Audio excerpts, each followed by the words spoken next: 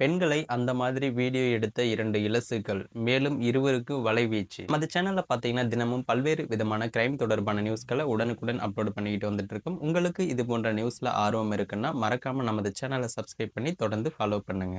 திண்டுக்கல் மாவட்டம் செம்பட்டி அடுத்த வீரக்கல்லில் வெள்ளை மாலை வீறுமாரம்மன் கோவில் உள்ளது. இக்கோவில் திருவிழா ஒவ்வொரு ஆண்டும் வைகாசி மாதம் ஒரு நாள் இரவு நடைபெறுவது வழக்கம். அதன்படி இந்த ஆண்டு திருவிழா வெள்ளிக்கிழமையான நேற்று நடைபெற்றது.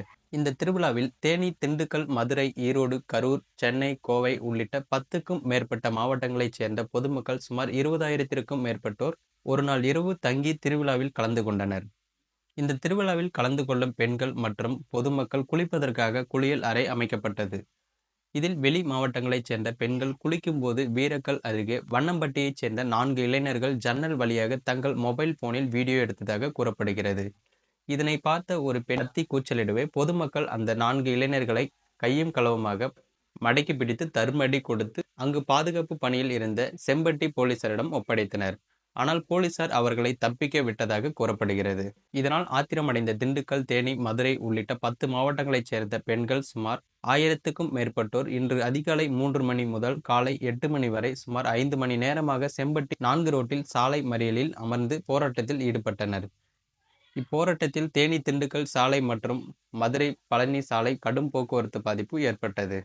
பின்னர் இது குறித்து தகவல் அறிந்து சம்பவ இடத்திற்கு விரைந்து வந்த ஒட்டன்சத்திரம் டிஎஸ்பி மற்றும் போலீசார் போராட்டக்காரர்களிடம் பேச்சுவார்த்தை நடத்தி 2 மணி நேரத்தில் குற்றவாளிகளை கைது செய்வதாக உறுதியளித்தனர்.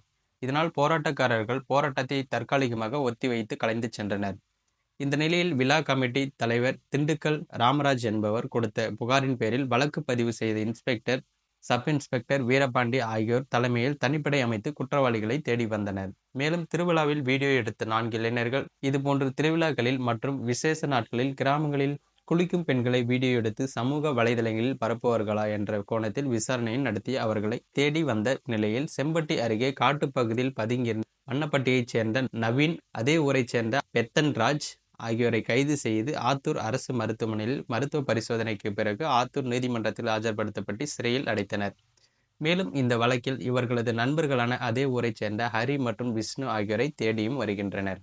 இந்த சம்பவம் பார்த்தீங்கன்னா அந்த பகுதி மக்களிடையே பெரும் பரபரப்பை ஏற்படுத்தியிருக்கு. மேலும் இது போன்ற வீடியோக்களை உடனுக்குடன் காண மறக்காம நமது சேனலை சப்ஸ்கிரைப் பண்ணி தொடர்ந்து ஃபாலோ பண்ணுங்க.